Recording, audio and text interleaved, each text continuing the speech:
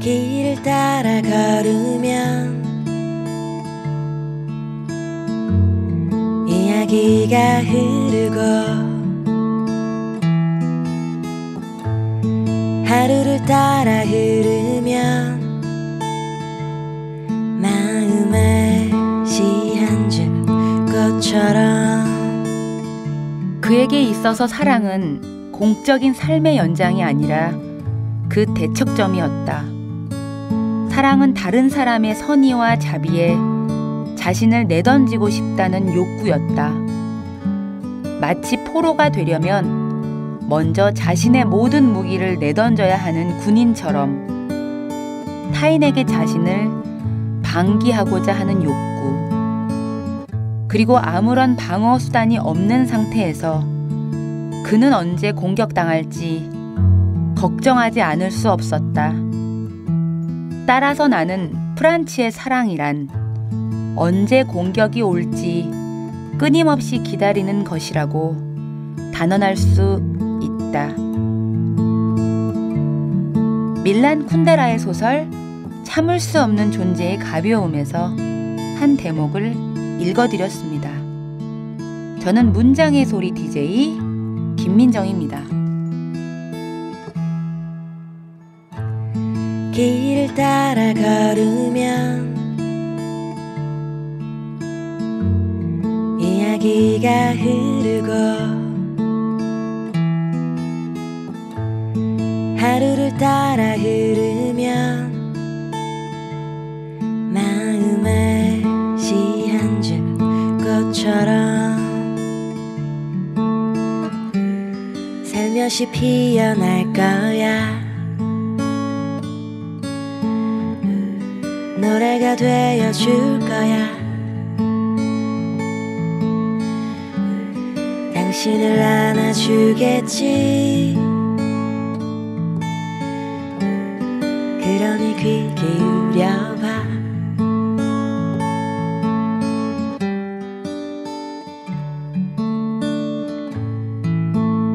문장의 소리.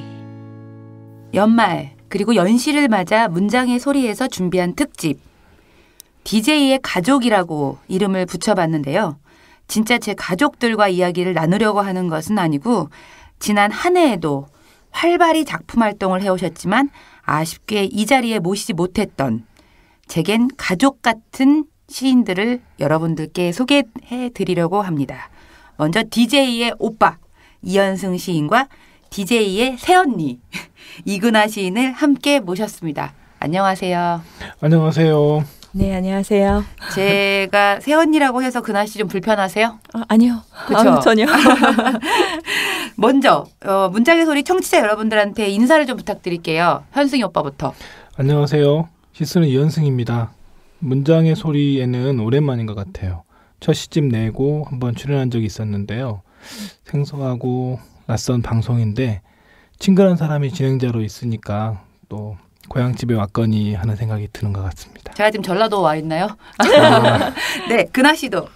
네, 안녕하세요. 시스는 이근화입니다. 오랜만이어서요. 반갑고 기분 좋네요. 오늘. 네. 약간 떨리세요? 네, 떨리죠. 네. 뭐가 떨려요? 왜 떨면 안 돼요. 이거는 그냥 어느 순간에는 그냥 놀게 될 거예요. 예, 기분 좋은 긴장감인 것 같아요. 네, 예. 역시 기분 좋은 긴장감. 시 제목 같아요. 그 두 분이 뭐 이렇게 방송이라든지 뭐 콘서트라든지 같이 해보신 적이 있으세요?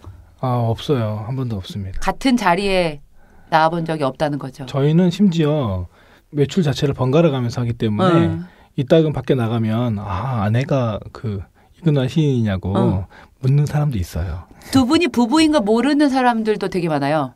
그렇더라고요. 제가 되게 떠벌려야 되는 상황이 많은. 그 언제 나오셨던 게 마지막이세요? 근아 씨는 기억나세요? 함께요. 아니요. 혼자. 이 문장의 소리에 나온 적이. 저요. 황정은 씨 할 때. 그때 꽤 됐구나. 네, 그때 출연해서 손보미 작가와 함께 출연한 적이 있습니다. 현승이 오빠는? 저는 2007년에 시집 내고 나왔으니까 무려 8년 됐네요. 그 듣는 분들을 위해서 프로필을 먼저 소개를 좀 해드릴게요. 이게 뭐 정해진 수순이라서 제가 살짝 말씀을 드릴게요. 좀 틀린 거 있으면 말씀해 주세요. 네. 네. 먼저 이현승 시인은 1973년 전남 광양에서 태어나 고려대학교 국문과대학원을 졸업했다. 2002년 문예중앙 신인문학상을 통해서 등단했고 시집으로 아이스크림과 늑대, 친애하는 사물들, 생활이라는 생각을 펴냈다. 맞나요? 네, 맞습니다. 네. 시인 이근아 씨 제가 소개를 좀 할게요. 1976년 서울에서 태어나 단국대학교 국문과와 고려대 국문과대학원을 졸업했다. 2004년 현대문학을 통해 시단에 나왔으며 시집 칸트의 동물원, 우리들의 진화, 차가운 잠, 산문집 쓰면서 이야기하는 사람을 펴냈다. 맞아요? 네, 맞습니다. 아우, 두 분이 부지런하네요. 네. 지금 제가 이걸 보다 보니 한데 겹치는 지점이 한 부분이 있어요. 고려대학교 대학원. 네. 두 분이 거기서 만나신 거예요? 거기서 겹쳐졌어요. 아, 네. 거기서 그러면은 처음 두 분이 뵀을 때는 둘 다 데뷔한 이후셨어요? 아니요. 둘 다 등단하기 전에 오. 좀 만났을 때가. 학교에서? 네.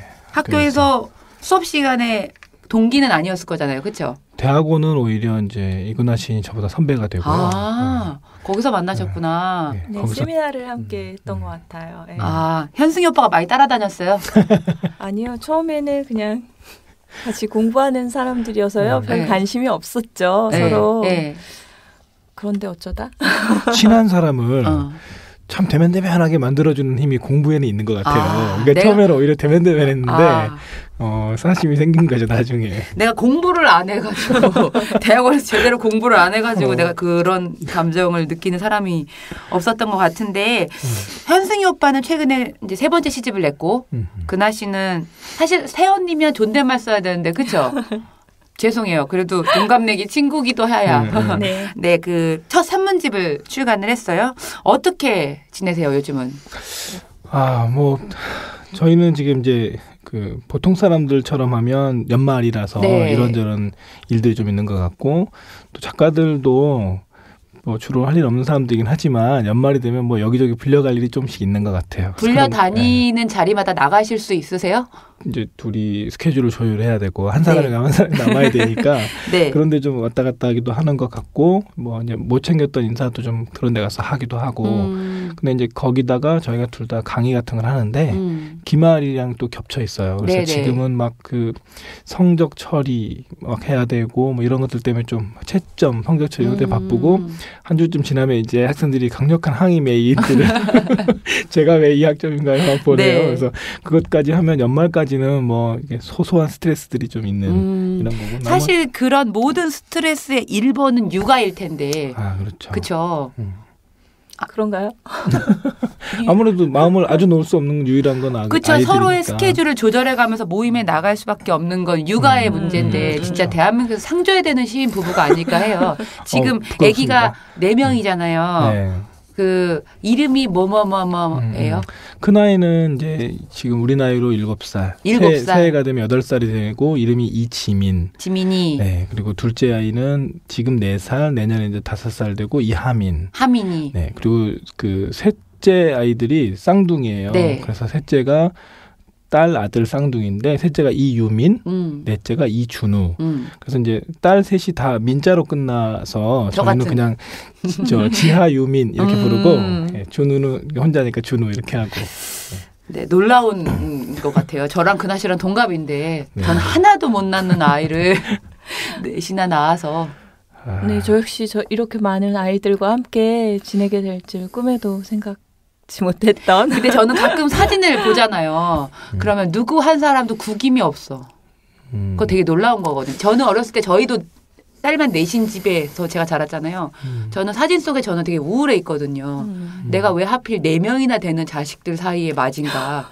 왜냐하면 저 때는 애 많이 안 낳았어요. 둘 이렇게 낳고 그랬기 때문에 집에 여기 형제자매 손들라는 게 세상에 제일 싫었어요. 너무 많아서. 저희도 지민이가 그럴까봐 걱정돼요. 지민이 얼굴에서 내가 보여요. 맞이에 대한 중압감이 있죠. 상당히 있을 수밖에 없어. 그럼 부모가 안 줘도 가질 수밖에 없는 그런 거 있는데 약간 뭐 애 얘기와 더불어 이런 사적인 얘기 좀 다 하고 어떻게 공교롭게도 얼마 텀을 안 두고 두 분의 신간이 나왔어요. 그죠? 어떻게 서로의 책들은 좀 나눠 읽어보셨는지. 근아 씨는 현승이 오빠 거 다 읽어본 것 같아요. 시. 물론이죠. 읽어봤죠. 시집 나오기 전에 먼저 보여달라고 해서 읽어보고요. 뭐라고 얘기했어요? 이번 시집에 대해서는? 괜찮다, 좋다 그랬던 것 같은데요. 네. 근데 본인은 믿을지. 시집이 나오고 나서 다시 읽어봤고요. 똑같이 얘기했던 것 같아요. 괜찮다, 좋다 그 정도. 현승이 오빠는 그날씨 산문집 다 봤어요? 책으로는 아직 정말 한 페이지도 못 봤고요. 원고 상태에서는 아마도 그래도 반 이상은 아마 제가 봤던 걸 거예요. 어떠셨어요? 뭐 이 사람 산문 잘 쓴다는 얘기는 이 서로 등단하기 전부터 뭐 널리. 그랬고, 예, 그래서 사실은 뭐 이근하 시인더러 선배들 중에 소설을 써봐라. 이렇게 시를 쓰면 잘 쓴다는 소리를 듣겠지만 소설을 쓰면 돈을 벌 거다. 이런 얘기를 하기도 했어요. 예. 원래 근하 씨가 소설을 좀 쓰기도 하셨었어요? 아니요. 시나 소설 써볼 생각을 못했던 것 같아요. 근데 정말 주로 남의 이야기를 듣는 걸 좋아했던 것 같은데 이야기를 많이 들어서인지 지금은 쓰는 사람이 되어 있네요. 이야기를 듣고 잘 이렇게 속 안에 감추고 있고 잘 풀지 않는 그런 느낌이 좀 있는데 저도 어쩌다 보니 근하 씨 책은 제가 만들게 됐고 현승이 오빠 책은 제가 표사를 쓰게 되면서 부부의 책을 제가 가장 많이 이렇게 집중돼서 읽었던 것 같은데 먼저 시집 얘기를 좀 먼저 현승이 오빠 얘기를 좀 해볼게요. 그 생활이라는 생각이라는 제목은 사실 어쩌다 보니 제가 짓게 됐었던 거잖아요. 네, 제가 새벽에 오빠랑 문자를 미친 듯이 서로 주고받으면서 오빠가 하려던 제목이 원래 뭐였죠? 저는 허수아비 디자이너. 네, 제가 미쳤냐고 뭐라고 얘기를 했던 것 같은데 도대체 허수아비 디자이너가 뭐냐라고 했는데 오빠 그거 너무 하고 싶으셨죠? 그런 것보다 이런 게 있는 것 같아요. 그 이제 결과의 자리에 가서 보면 또 다른데 그 과정 중에는 왜 한껏 도망가려고 하는 게 있어요. 그러니까 생활이라는 생각 그러면 제가 생각해도 이건 뭐랄까요, 이렇게 100% 스캔된 느낌이 있어요. 시집에 어떤 것들이 쫙 걸려 나오는 게 있는데 그래서 이제 좀 멀리 도망가고 싶은 마음이 있죠. 제목 달 때는 가급적이면 내용과 먼 거 막 이런 걸 하고 싶어 하는 것 같아요. 첫 시집 때 그래서 망했잖아요. 그때 망했기 때문에 이번에 제가 100% 충성을 한 거예요. 근데 이번에도 사실 제가 추천서를 쓰기 때문에 원고를 전 되게 많이 읽어보고 너무 마음이 짠했어요. 그러니까 늘 이렇게 웃는 얼굴이잖아요. 친절하고 이렇게 배려 있고 근데 속으로는 좀 골마 있는 게 많이 들켰던 시집이라고 생각이 드는데 허수아비 디자이너 하겠다 그래가지고 내가 그 새벽에 완전 우리가 문자를 서로 물고 있었던 것 같아요. 계속. 결국은 맞아요. 저한테 져주셔서 좋지 않아요? 네. 늘 그렇지만 편집자 말을 들어야 돼요. 네. 네, 먼저 좀 분위기를 환기시킬 겸 한편 시를 좀 들어봤으면 좋겠어요. 근하 씨가 되게 고요해지셨는데 네, 어떤 시를 한 편 낭독을 해주실 수 있는지. 네, 저는 콧불소라는 시를 준비했습니다. 네, 읽어주세요. 콧불소. 노안이 왔나 보다. 일생 근시안으로 살아왔는데 가까운 것도 먼 것도 보이지 않는 건 다 초점 렌즈가 답이라고 치고 어린 딸들을 재우다 본 멍투성이의 다리는 멍든 자리를 쓸어보려다 오리무중이다. 문제는 많은데 답이 하나인지 문제는 하나인데 답이 많은 건지 모르겠다. 질문이 뭐였는지 답이 안 나오는 삶이다. 여전히 우리는 돌아올 만큼만 떠나고 떠나온 만큼만 굽어보지만 불행한 사람에게 물어보는 안부처럼 여전히 삶은 노골적으로 상스럽지만 형식은 궁리인데 내용은 기도가 되는 피차 빤하고 짠하기만 하는 삶. 미친 여자가 꽃으로 자기를 꾸미는 것이 나에게는 어떤 암시처럼 보인다. 콧불소는 시력이 나쁘다. 네. 시가 사람하고 똑같이 낭독도 그렇게 들리는데 근하 씨 어떻게 이 시 기억나시죠? 네네. 부끄러우세요 자꾸? 아니요. 자꾸 고개가 지금 거북목이 되셨어요. 이 시 이렇게 옆에서 읽어주니까 어떠세요? 되게 느낌이 다른데. 시를 읽는 호흡이 굉장히 다른 것 같아요. 그래서 시 읽는 걸 들을 때마다 내가 살고 있는 이 사람 맞나 하는 내가 잘 모르는 내면의 목소리가 들리기도 하고 그래서요. 네, 잘 들었습니다. 저는 궁금한 게 저는 혼자 사니까 시 쓰고 싶을 때 쓰고 뭐 여기서도 쓰고 저기서도 쓰고 막 어질러서도 막 쓰고 하는데 두 분이 각자 마감이 이렇게 오잖아요. 네. 그럼 시 어떻게 쓰세요? 일단은 이런 게 저한테 있는 행운이겠죠. 마감일에 같은 자리에서 서로 원고 작업을 하는 경우는 별로 없고요. 통상은 그리고 이제 마감에 시달리는 건 이구나 시인보다는 저예요. 그러니까 보통 이제 제가 시달리고 있을 때는 그래도 이구나 시인은 이미 끝났을 때가 많고. 구나 씨 언제 어떻게 써요? 저는요. 평소에 짬짬이. 그럼 오빠는 닥쳐야. 저는 약간 닥쳐서 쓰는 편이에요. 아니 왜냐면 공간이 옆방에서 누군가 뭔가를 하고 있다는 게 느껴지면 일이 안 되지 않아요? 옆방에서 뭘 하고 있으면 좋을 것 같고요, 오히려. 진짜? 네. 저희 지금은 이제 아이들 때문에 밀려가지고 한 방에 둘이 있어요. 그러다 보니까 한 사람 작업하면 한 사람이 자연스럽게 밖에 있는 것 같아요. 그렇구나. 네. 제가 상상하지 못하는 삶이라서 그나 씨도 시를 좀 이렇게 신작을 쓰게 되면 보여주는 편이에요? 아니면은? 저는 시 잘 안 보여주고요. 혼자 국립 끝에 그냥 보내요? 마감 전에 그냥 후다닥 보내는 편이에요. 오빠는 좀 미리 보여주는? 요즘에는 실제로 보여주는 일이 서로 좀 더 적어졌어요. 실제로 서로 쫓기니까. 근데 보통은 이제 쫓겨서 사실은 이제 좀 한번 봐달라고 하기도 하고 그렇죠. 저도 아는 어떤 잡지에 두 분이 창간하는 잡지에 두 분이 다 네네. 관여를 하시게 된 거는 아니죠. 현승이 오빠가 이름을 네. 보니까 잡지에 그렇게 됐는데 그 잡지 얘기 좀 해주세요. 네, 파란이라는 출판사가 이제 올해 9월에 창업이 됐어요. 그 창업할 때 같이 좀 일을 거들게 됐고, 네. 그 출판사의 이제 실질적인 첫 번째 책이 무크 파란이라는. 제가 받고 깜짝 놀랐어요. 네. 무기죠, 무기. 2만 원인데 이거 어떻게 팔려고 이렇게 내셨나? 엄청 무거운 책이에요, 실제로. 100명한테 청탁을 해서 그러니까 시 2편과 산문 하나씩을 골라 받았고 네 분이 못 주긴 하셨지만 실제로 요즘에 무크파랑과 관련된 유머가 많아요. 두 권만 있으면 1kg가 된다. 시작해서 흉기다. 네. 누굴 좀 주려고 가져가려고 했더니 4권씩은 못 들겠다. 못 들어서. 네, 저는 화장실에 있어요 그거. 네. 꺼내기 힘들죠, 무거워서. 그냥 놓고 다음 시 보려면 화장실 계속 놔요. 그 다음 페이지 이렇게 보고 하는 건데 되게 의욕이라고 할까? 이렇게 뭔가 문학에 대한 열정? 이런 것들이 그 표지부터 해서 되게 느껴지는데 오빠가 거기서 주되게 하는 일은 뭐예요? 앞으로?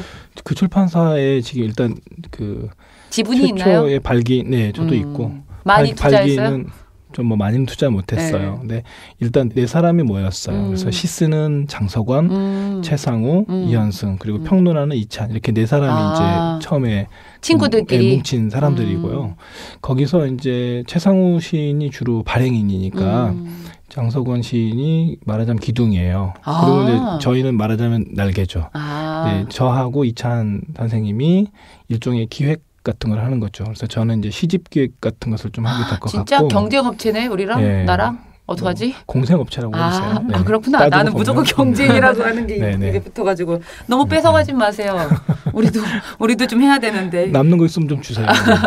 그나 씨는 이렇게 현승이 오빠 이렇게 일할 때 옆에서 많이 조언을 하는 편이에요? 아니면 왜 그런 거 하고 그래 오지랖 떨지 마 이렇게 하는 편이에요? 저는 좀 무관심한 편이에요. 적극적인 구애로 결혼했나요? 현승이 오빠가? 그 모든 건 다 따로의 판이 있는 것 같아요. 그렇구나. 드문 분이 있을 때.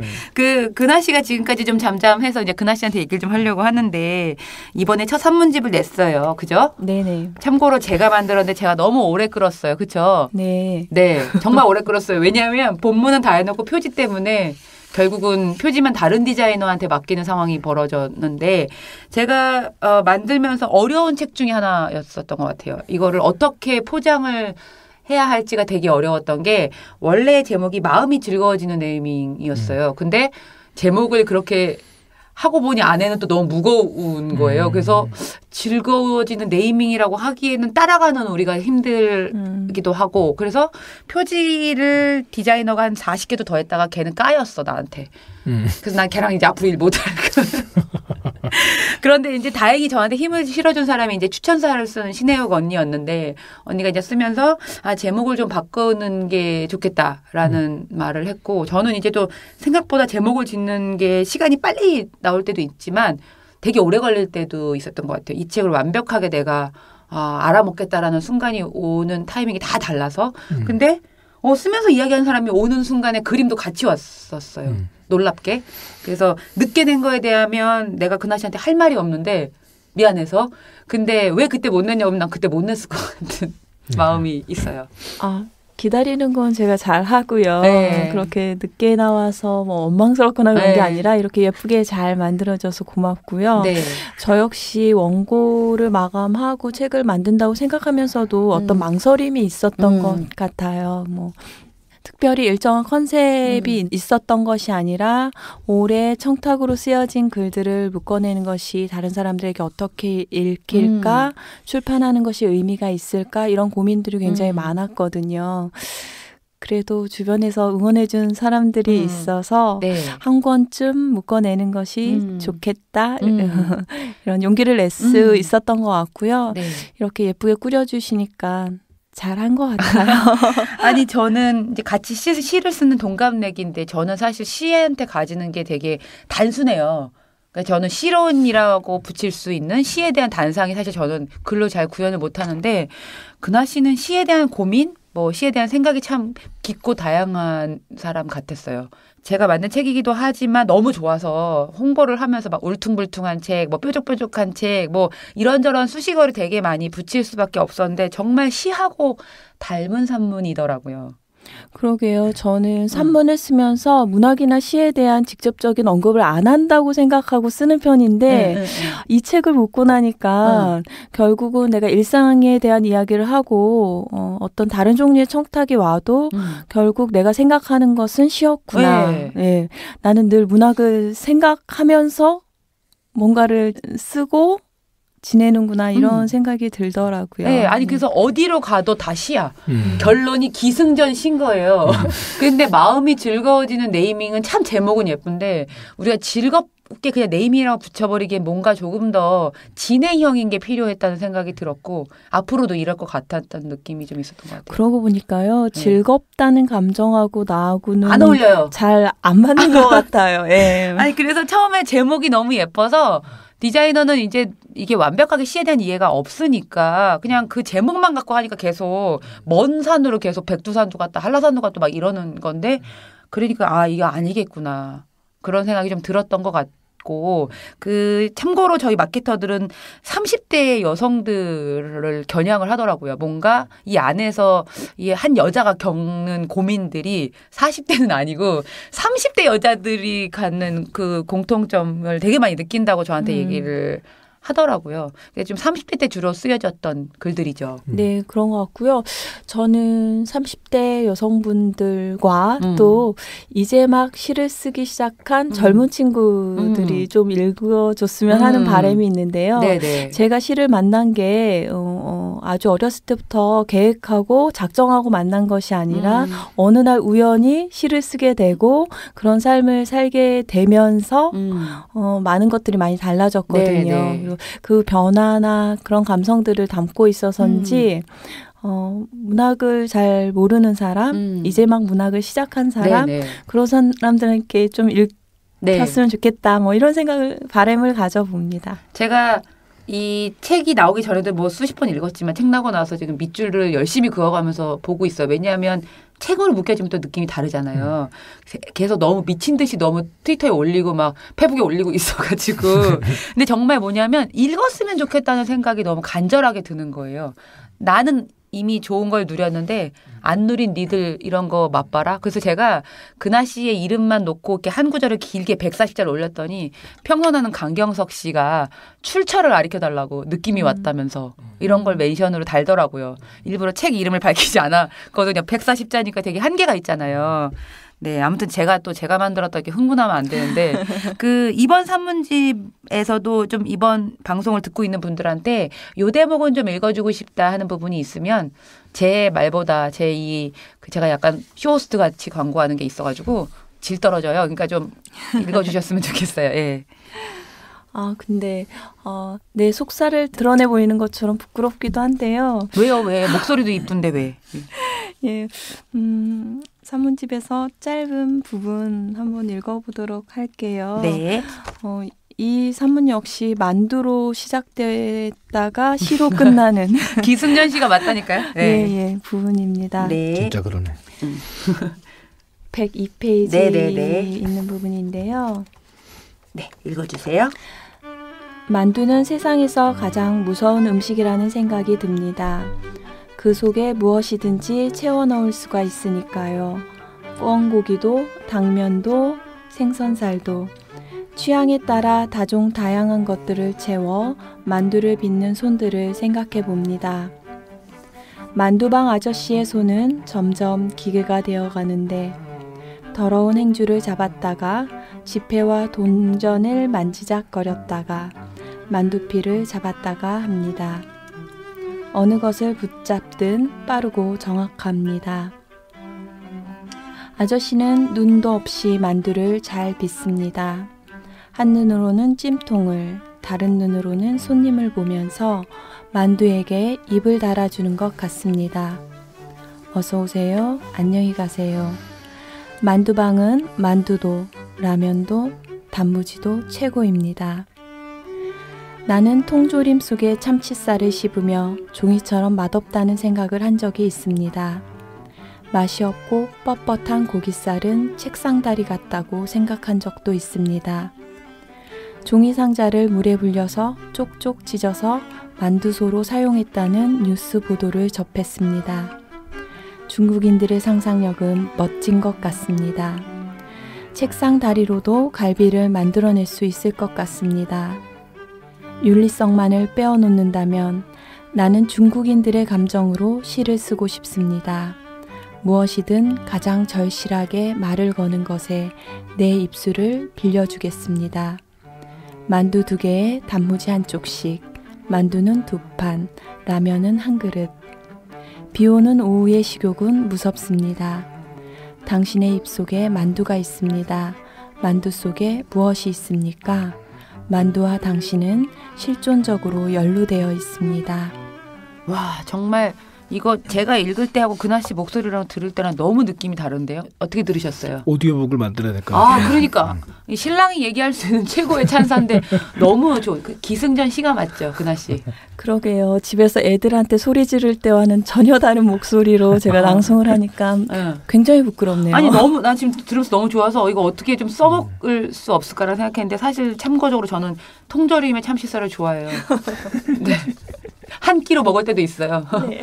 그 얘기가 2분을 모시다 보니 오늘 시간이 좀 짧아서 다음 주에 한 주 더 모셔야 될 것 같아요. 다음 주에는 제가 좀 더 사적이고 시끄러운 얘기들로 질문들로 여러분들을 만나도록 하겠습니다. 다음 주에 다시 모실게요. 안녕히 들어가세요. 네. 네.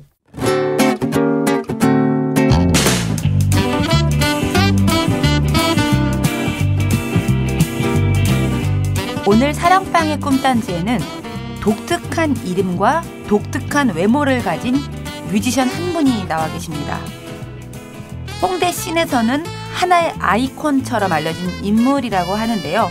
얼른 모셔서 이야기를 나눠봐야겠습니다. 뮤지션 권우유 씨가 나와 계십니다. 안녕하세요. 예, 만나서 반갑습니다. 권우유입니다. 네, 잠깐만. 권우유죠. 네네. 본명이세요? 아니요, 그 활동명, 예명. 네. 네, 어쩌다 우유가 되셨어요? 그 고등학교 같이 다니던 친구가 네. 지어준 이름인데. 아, 성은 원래 권 씨고. 예. 근데 그 의미가 뭔지 모르겠어요. 왜 우유라고 졌는지. 예. 그런데 제가 지금 이제 그 친구하고는 연락이 안 되고 네. 한참 지나서 네. 그 이름에 의미를 붙였어요. 네. 그래서 이제 만날 후에 있을 유 만남이 있다. 아, 그냥 예. 그냥 우리가 먹는 우유 같은 그런 게 아니구나. 예, 그렇게 생각하셔도 좋고요. 네, 아니 얼굴이 허연가 해서 한번 봤어요, 제가. 근데 뭐 허연해요. 아 그래요? 네. 허연해. 네. 원래 본명을 말씀해 주셔도 돼요? 네. 뭐예요, 원래는? 용감할 용의 민첩할 민 권유용민입니다. 아, 안동건 씨예요? 네네. 안동김 씨예요. 네. 그 이름을 한번 사람들이 들으면 잘 기억을 하는 편인가요? 아니면 권 씨는 잘 모르고 우유는 기억하죠? 예, 그래도 예, 본명보다 더 잘 기억하시는 예. 것 같아요. 예. 본명은 공부 잘하는 과학자 이름 같고, 예, 뮤지션 이름으로는 좋은데 그 현재 넘버원 코리안 네네. 권우유와 저희 발음이 좀 약간 약해요, 제가. 아, 예. 권우유와 위대한 항해 등의 팀에서 보컬로 활동하고 계신다고 하는데 맞아요? 네, 맞습니다. 네. 그 두 팀을 좀 소개를 좀 해주세요. 예, 그 넘버원 코리아는 네. 지금 벌써 10년째 활동하고 있어요. 아. 예, 정말 대한민국에서 제일 재밌는 팀을 한번 만들어 보자. 네네. 재밌는 음악을 하는 네네. 그게 어떤 형식이든. 네. 그래서 친구들끼리 이렇게 2004년도에 네. 만들어서 이제 지금까지 활동하고 있는 팀이 오. 예, 넘버원 코리안이고요. 몇 명이에요? 지금 7명의 멤버가 있습니다. 예. 다 어떻게 먹고 살아요? 잘 먹고 잘 살고 있어요. 아, 다들. 그래요? 네, 아, 다들. 죄송해요. 제가 음악은 또 제가 문외한이어서. 네. 그 다음에 권우유와 위대한 항해 같은 경우는 권우유님이 이렇게 끌어가는 밴드인가 네, 봐요. 저의 솔로 프로젝트인데요. 아, 예, 올해 2월 10일 날 네. 정규 1집 앨범을 냈고요. 네네. 그렇게 활동하고 있습니다. 네, 저 그거 재킷 봤어요. 앨범 재킷을 아, 봤는데 저기 되게 독특하던데? 앨범 재킷을 이렇게 구현하는 데에서 좀 특징이 있으세요? 제가 그냥 좋아하는 이미지들을 찾아요. 네네네. 근데 찾다 보면 저는 가장 좋아하는 것들이 네. 자연이에요. 자연 속에서 네. 그 인간과 자연이 어우러진 네. 그치만 뭔가 그냥 어우러지지만 뭔가 색깔이 있는 뭐 단풍 같은 그런 이미지를 되게 좋아해요. 아, 그렇구나. 예, 예. 아니, 그래서 제가 그 권우유와 위대한 항해 같은 발음이 너무 힘들어요, 예. 저 진짜. 근데 어머, 제가 막 틀어봤어. 왜냐하면 제가 제목을 봤어요. 앨범에 들어가 있는 노래 제목들을 보니 저는 오 그대여가 참 좋더라고요. 아, 좋죠. 예. 예, 그 되게 신나고 근데 그 친구가 잡아준 물고기 살고 싶소 젊은 태양 같은 그대에게 저 좋은 거 하나 있어. 알겠어 모르겠어. 예. 어머, 계속 나와. 이거 제가 막 진짜 좋네요. 제가 나오니까. 막 들어봤던 거 너무 인증됐죠. 네. 그죠? 나팔수의 사랑 이야기. 이 작사 작곡 직접 다 하세요? 네, 다 하는데 네네. 저는 곡을 만들려고 만들지 않고요. 네네. 희노애락이 누구나 있잖아요. 네네. 저는 많이 힘들 때 곡이 아. 많이 만들어지더라고요. 아, 네. 아니 저는 제목을 되게 유심히 이미 보다가 이렇게 지금까지 내셨던 앨범들을 봤더니 표지가 되게 인상적인 거예요. 재킷들이 모두. 네네. 권우유님이 계신 그 앨범들의 재킷은 대단히 독특해서 개성이 되게 많이 묻어났는데 제목도 저는 막 친구가 잡아준 물고기는 어떻게 쓰시게 된 거예요? 실제 실화인데요. 네. 친구가 저한테 진짜 물고기 잡아줬어요? 물고기를 잡아줬어요. 선물로.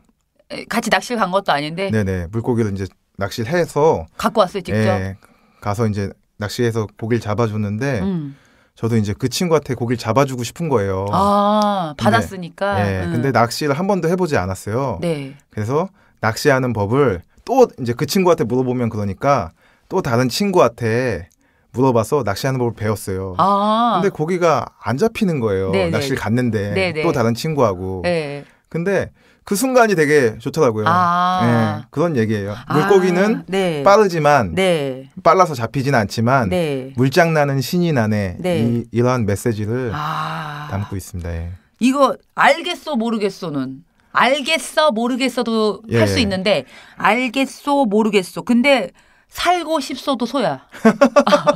왜 이게 제목을 알겠어 모르겠어 이렇게 지으신 건지. 이것도 모르겠어요. 그 당시에 네. 제가 왜 이렇게 제목을 지었는지 모르겠는데 네네.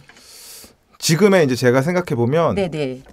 어떠한 사실만을 두고도 네. 이게 진짜인지 가짜인지 네네. 헷갈릴 때가 좀 많이 있어요. 네네. 그래서 똑같은 어떠한 사실을 보고도 어떤 사람은 이렇게 해석하기도 하고 또 다르게 받아들이기도 하잖아요. 그래서 그냥 예. 아니 알겠어 모르겠어. 네. 아니 제가 혼자서 이걸 막 보다가 들으면서 있다가 너 살고 싶어? 알겠어 모르겠어. 막 제가 혼자서 막 연기해봤어요. 그래서 이분은 이제 개성이 되게 많이 드러난다. 제목만 봐도 뭐 이제야 조금 알 것 같은데 뭐 이런 것도 그렇고. 근데 또 생각보다 제가 몰랐었던 건데 제가 텔레비전 잘 안 보거든요. 네네네.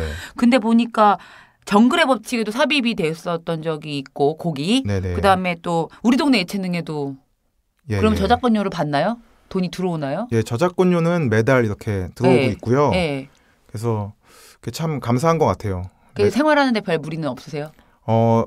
혼자 생활하기에는 지금은 넘쳐요? 이제 넘치진 않고요. 부족함은 없어요? 없습니다. 예. 아 그렇군요. 음악하면서 예. 그래서 괜찮습니다. 넘버원 코리안도 7명이 유지가 되는구나. 그 멤버들은 사실 좀 더 힘들 거예요. 네네. 왜냐하면 직접 곡을 만들지 않았기 때문에 네네. 예, 저작권료는 직접 만든 친구들한테 들어오기 때문에 네네. 네네. 네. 어쨌든 간에 가장 오래된 것이 이제 넘버원 코리안이고, 최근에 이제 싱글도 내시고, 이제 공연 활동 활발히 하고 계신데, 제가 음악 잘 모른다 그랬잖아요. 네네. 근데 스카펑크가 뭐예요? 그러니까 제가 아까 좋다고 했던 그 노래 그 리듬이 스카펑크인가요? 그 넘버원 코리안이 네. 지금은 아니고 네네. 과거에 이제 추구하는 음악이 네. 스카라는 장르였어요. 아마 자메이카에서 네네네네. 유래된 음악인데 그 머리 맨날 따고 나오는 애들끼리 맨날 하는 그 있잖아요. 그래서 이제 투포에 그냥 네. 트로트 같은 경우는 네. 이렇게 정박에 박수를 치지만 네네. 엇박에 이렇게 박수를 치면서 신나게 네. 나가는 음악인데 거기에다 저희가 좀 이렇게 펑크적인 걸 가미하신 좀, 거예요? 예, 그런 가미해서 네. 정말 블라스가 네. 들어간 되게 신나는 음악을 네, 하고 네. 있어요. 지금도. 예. 아니 그래서 노래가 그냥 좀 저는 이렇게 좀 발라드여도 좀 신기가 있고 그래서 틀어놓고 그냥 좋더라고요. 근데 이런 용어가 만들어지는 거가 되게 어렵더라고요. 저는 스카펑크라고 하면 뭐지? 막 이렇게. 그래서 제가 지금 생각해도 이러한 용어들 그런 게 너무 어려운 것 같아요. 그냥 예. 듣고 좋으면 그냥 이런 걸 제일 좋은 것 한국말로 같아요. 좀 만들어주면 안 돼요? 그냥 네. 음악으로 보시면 될 것 같아요. 그냥 엇박 뭐 예를 들면 뭐 엇박 뭐 두루박 뭐 이런 거 그러니까 우리말로 뭔가 이렇게 연상이 되게 그러니까 좋네요. 그러니까 뭐 약간 그런 거 만들어주면 사람들이 왜냐하면 트로트 하면 뽕짝 그럼 바로 알잖아요. 네네. 이런 것처럼 스카펑크가 나 대단한 건 줄 알았어요. 그러니까 이거 음악을 무시해서가 아니라 내가 전혀 접해보지 못했던 건가? 근데 들어보면 전 접해본 거잖아요. 네네네. 그러니까 이 음악하는 사람들 사이에서 통용되는 이 용어들이 사실 음악 문외한들한테 되게 낯설게 느껴지는 것 같기도 해요. 네, 저도 많이 낯설거든요. 그래서 네. 그냥 쉬운 표현이 네네. 최고 좋은 것 같아요. 그렇죠. 어쨌든 간에 이제 이런 거를 같이 하는 밴드를 결성을 하시는 거잖아요. 네네. 이렇게 내가 이런 걸 꼭 해야겠다. 이렇게 밴드를 결성해야겠다. 혼자가 아니라 뭔가 음악적인 악기들이 필요해서도 사실 그런 거잖아요. 네네. 이게 밴드 활동하면서 좋은 장점도 있고 단점도 있잖아요. 예, 그냥 제가 제일 하고 싶은 거는 네. 그 때에 맞는 음악을 하고 싶어요. 예, 때에 맞는 음악이란 게 뭐냐면 지금이 아니면 할 수 없는 음악인데 그거는 이제 지금 이 순간 만들어지는 음악이거든요. 제가 과거에 할 수 있었던 음악이 있고 지금 하는 음악이 있고 또 앞으로 근데 그래서 제 꿈은 이제 좋은 음악을 계속 만들고 싶어요. 좋은 음악이라는 게 일단은 제가 들어서 좋아야 될 것 같고요. 그리고 다른 사람이 들어도 좋은 음악이 저는 좋은 음악이라고 생각하거든요. 그런 음악을 계속 만들고 싶은데 혼자서는 할 수 없으니까 이렇게 밴드 활동도 했고 뭐 모두의 길이 다르잖아요. 그래서 어떤 때는 이렇게 뭉쳐서 했다가 어떤 때는 또 뭉치지 못할 때는 혼자서 통기타 치면서 여행 다니면서 하거나 그런 삶을 지금은 살고 있어요. 다루는 악기가 몇 가지 정도 돼요? 우유 씨는? 이거 권 씨를 빼니까 발음이 괜찮다. 권, 우, 유가 힘들어. 권자가 힘들잖아요. 우유 씨라고 제가 할게요. 네네, 우유 씨라고 불러주세요. 보통 다 우유 씨라고 하나요? 우유야. 다룰 수 있는 악기가 저는 원래 음악을 할 생각이 없었는데 음악을 처음 접한 게 수능 성적이 100점 이상이 올랐어요. 그래서 원래 공부하던 거에 비해서 원래 학교 어떻게 100점이나 오를 수 있어요? 잘 찍은 거야? 잘 찍었던 것 같아요. 찍은 게 너무 많이 맞았어요. 그 당시에. 그래서 홍대 경영학과에 입학을 하게 됐어요. 원래는 어디 갈지 엄수였는데. 원래는 그냥 서울에 있는 학교가 목표였어요. 어디든 가자. 근데 어떻게 얼마나 잘 찍어서 100점이? 100점 이상 한 140점 올랐는데 올라서 이제 홍대에 그 경영학과를 특차로 오게 됐는데 그 당시에 이제 홍대가 경영학과가 특차생을 가장 많이 뽑아서 지원했던 이유였어요. 그래서 홍대에 오니까 기타 메고 다니는 사람들이 많은 거예요. 그래서 나도 한번 해볼까 해서 대학교 그룹 사운드 블랙 테트라에 들어갔어요. 악기를 이제 하나도 못하는데 악기 연주를 한번 해보라. 그래서 제가 연주는 못하니 춤을 추겠다 해서 진짜? 예, 들어갔어요. 들어가서 드럼을 2년 동안 쳤어요. 배워서? 네, 거기서 배워서. 네네네. 블랙 테트라는 원래 대학가요제, 강변가요제 이런데 역사가 깊잖아요. 역사가 깊죠. 네. 제가 24기 아무나 했거든요. 못 들여보내주는데 악기 하나도 못하는데도 들어갔네. 네네. 그 열정을 좀 보시는 것 같아요. 네네. 들어가서 춤춰가지고 들어가서. 예, 그냥 열심히 했는데 음악에 제가 소질이 없었나 봐요. 너무 못 치는 거예요, 드럼을. 그래서 이제 군대 갈 나이가 됐어요. 활동 기술 마치고 딱 2년 활동하거든요. 네네. 활동 기술 마치고 군대 갈 나이가 됐는데 군대도 그냥 이제 일반병 받은 상태에서 군악대 시험을 한번 봤어요. 그냥? 예. 봤는데 제가 그 당시에 악보를 잘 볼 줄 몰랐거든요. 근데 악보를 주고 쳐보래요. 근데 악보 잘 볼 줄 모르니까 그냥 아무거나 쳤어요. 근데 군악대가 붙었어요. 그래서 군악대에 갔는데 저 잘못 뽑은 거죠. 시험 운이 있구나. 예, 있는 것 같아요. 그 당시에는 있었는데 지금은 제가 시험을 안 보니까 모르겠는데 잘못 뽑은 것 같아요. 드럼 고참이 너무 많은 거예요. 그래서 제가 드럼을 칠 필요가 없는 거예요. 그래서 군대에서 수자폰이라는 튜바라는 이제 베이스 그 악기를 불게 됐어요. 그것도 군대에서 배웠죠. 그래서 드럼 치다가 튜바, 군대에서는 제대할 때까지 튜바 불고 그리고 제대하고 넘버원 코리안을 만들었는데 제가 튜바를 불었기 때문에 그 당시엔 그게 굉장히 원망스러웠거든요. 악기가 너무 무거워서. 예, 그래서 튜바를 분 덕분에 이렇게 트럼펫을 불 수 있어서 넘버원 코리안 할 때는 트럼펫 불면서 같이 노래도 하고 있습니다. 예. 일단 타고난 시험 운이 있고 복이 좀 있는 사람이다. 그렇지 않아요? 예, 저는 너무 감사해요. 그냥 다. 그 요즘에 무대에서 트럼펫도 연주를 그럼 하시는 거죠? 예, 넘버원 코리안 할 때는 그렇게 하고 있습니다. 예. 트럼펫이라는 악기의 가장 큰 매력은 뭐예요? 인간적이에요. 트럼펫이. 예, 원초적인 내 호흡이 그대로 전달되는. 예, 호흡이 전달되기 때문에 굉장히 원초적인 악기예요. 하고 인간적이라서 그 부는 거 보면 성격이 다 드러나요. 내가 우울할 때는 트럼펫도 우울하게 느껴지게 불어지죠. 네네. 저는 그냥 제가 한 번도 만져본 적도 없고 상상만 하는데도 내가 호흡하는 대로 나가는 악기잖아요. 그대로 뱉어주는. 그 넘버원 코리안이 탑밴드라는 데도 나왔었어요? 네네. 그 TV 오디션 프로그램인데요. 그냥 몇 회 때? 몇 회지? 저번에요. 이번 거 말고요. 몇 회인지 정확히 모르겠어요. 왜냐면 이게 매년 하지 않았죠. 그죠? 예. 좀 그래서 한 3, 4년 전에 한번 나갔던 것 같아요. 나가서 어떤 성과를 이뤘어요? 그냥 많이 TV에 나왔어요. 진짜? 그걸 해서 많이 나와서 저희는 그냥 저희를 몰랐던 사람들이 저희를 많이 알게 되는 계기가 됐었어요. 저 잘 모르긴 하지만 방송적인 재미를 위해서 이렇게 어떤 편집을 하잖아요. 네네. 그 편집에 많은 희생양이 된 사람 같아요? 아니면 많은 도움을 받은 것 같아요? 저희는 도움이 많이 됐죠. 저희는 저희가 생각하는 저희보다 방송에서 포장을 좀 많이 해줘가지고 순위로는 높은 데까지 막 가거나 그런 건 아니었어요? 순위도 좀 많이 그러니까 떨어졌다가 붙이고 계속 저희가 좀 그런 모드였거든요. 그래서 이제 경연을 마치고는 한 달 내내 이렇게 공연을 계속 다녔어요. 그 당시에. 뭐 이렇게 좀 공연 성과는 어땠어요? 관객석이나 이런 데들이. 그러니까 저희 팀의 가장 큰 장점은 우리를 알든 모르든 가면 이렇게 환영을 받는 그게 있어요. 그냥 신나기 때문에 그냥 신나는 쿵짝쿵짝 그런 곡들은 다 좋아하시는 것 같아요. 어딜 가든. 그렇구나. 그 프로필 보니까 배우도 한 적이 있어요? 그 독립영화인데요. 한 편 찍은 적이 있습니다. 주인공이셨어요? 네네. 독립영화 어떤 거였어요? 군악대 영화였는데요.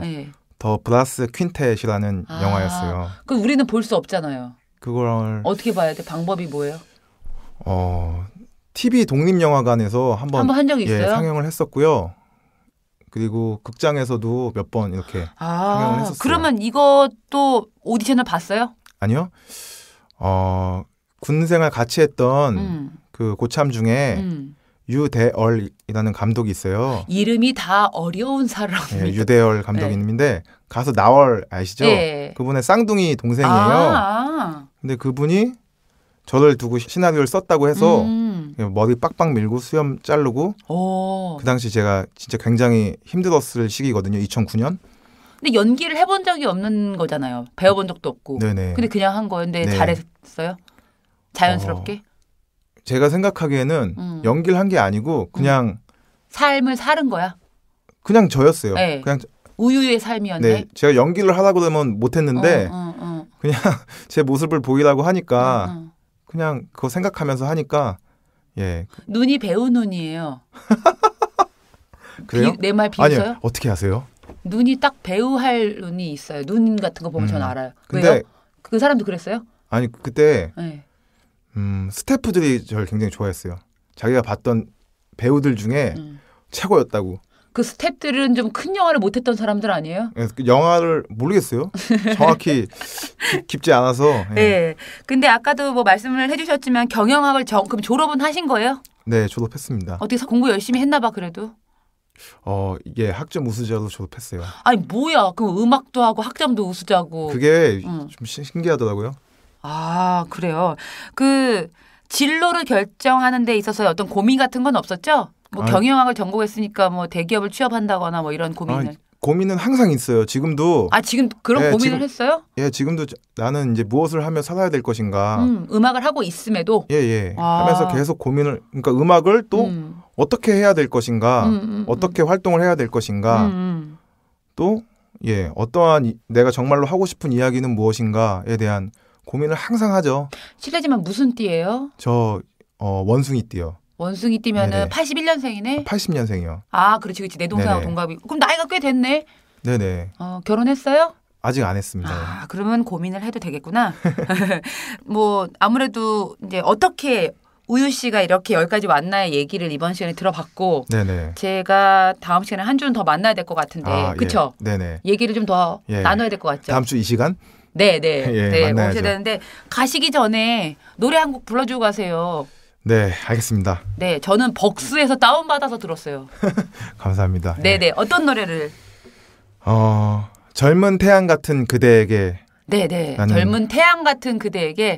그러면 이 노래를 끝으로 우리는 다음 시간에 만나도록 해요. 알겠습니다. 멋지게 불러주세요. 알겠습니다. 네.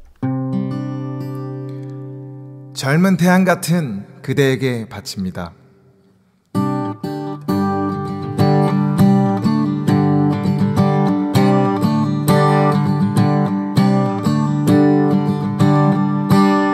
젊은 태양 같은 그대여 지금부터 시작이요 거대한 파도에도 부서지지 않을 꿈이여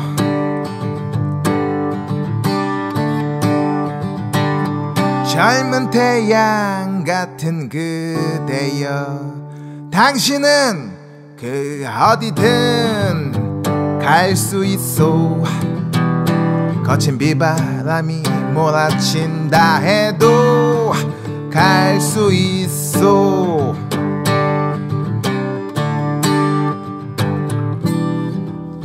바람이 불어온다네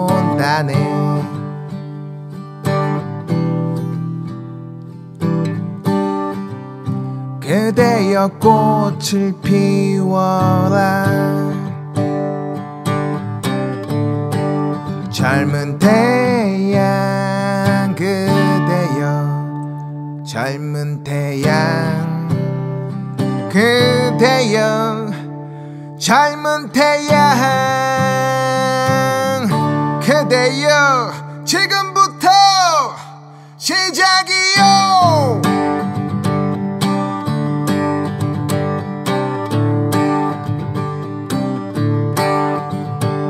젊은 태양 같은 그대여 지금부터 춤을 추오 저 바다를 뛰노는 저 빛나는 사슴처럼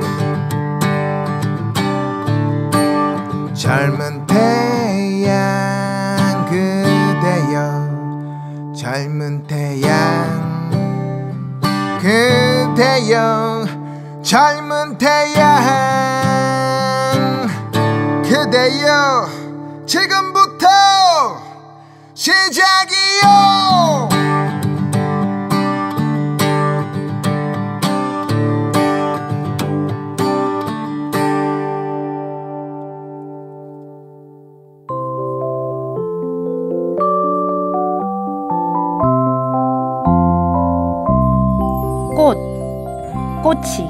꽃이로구나. 꽃이란 이름은 얼마나 꽃에 맞는 이름인가. 꽃이란 이름 아니면 어떻게 꽃을 부를 수 있었겠는가. 벼란간 꽃이 사고 싶다. 꽃을 안 사면 무엇을 산단 말인가. 벼란간 꽃이 사고 싶은 것, 그것이 꽃 아니겠는가. 흰 소국, 노란 소국, 자주 소국, 흰 소국을 샀다. 별 뜻은 없다. DJ 가방 속에 들어있던 책 한 권. 오늘 제 가방 속에 들어있던 책은 이진명 시인의 젠장 이런 식으로 꽃을 사나 였습니다. 지금까지 저는 문장의 소리 DJ 김민정이었습니다. 다음 주에 올게요. 저 갈게요.